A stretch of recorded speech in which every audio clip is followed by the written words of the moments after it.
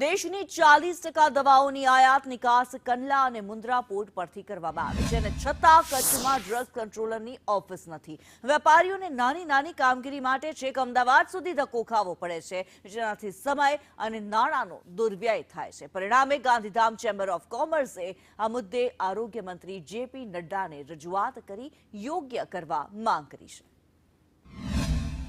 Gandhidham chamber of commerce દ્વારા એક આરોગ્ય મંત્રી શ્રી નડ્ડા સાહેબને એક રજૂઆત કરી છે કે કચ્છની અંદર ડ્રગ્સ કંટ્રોલરની ઓફિસ હોવી જોઈએ, ખાસ કરીને મુન્દ્રા અથવા કંડલામાં.